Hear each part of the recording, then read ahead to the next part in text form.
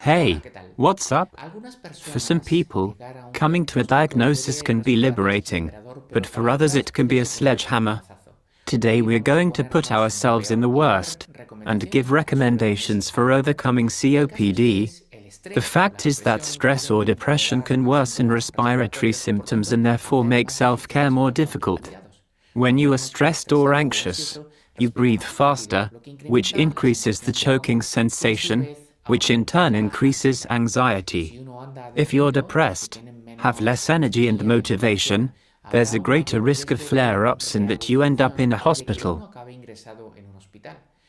It is no nonsense to find support to deal with stress, anxiety and depression, because emotional health depends largely on physical health, as we saw in your day.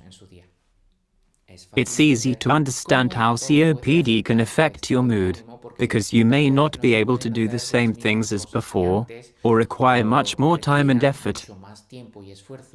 You feel almost always tired, and yet you don't get a good night's rest. And you may even feel apocalyptic or blame yourself for having this disease. In addition, one may tend to isolate oneself more for the simple reason that it costs more to go out and do things, and we are frightened and stressed by respiratory problems. Well, understanding how it affects us is a very important first step in trying to overcome these problems. Let's look at some recommendations for managing stress and avoiding depression. /pro For more info, it is important to identify people, situations and places that cause stress in order to avoid them. For example, if agglomerations cause stress, it may be better to shop during off-peak hours.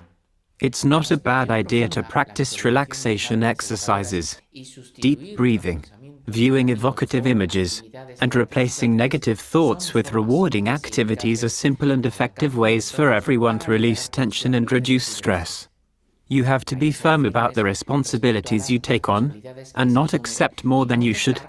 Saying no and looking for formulas to download will have a major impact on COPD, but you don't have to say no to friends.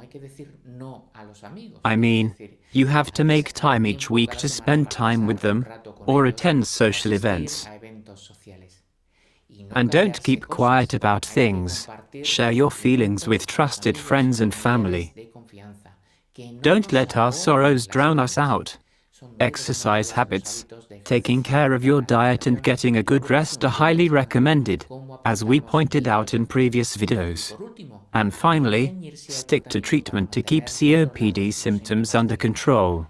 This gives you more energy to enjoy an active life. That's all for today. The next episode will continue to address important aspects of living with COPD. It will be your turn to talk about travel and leisure.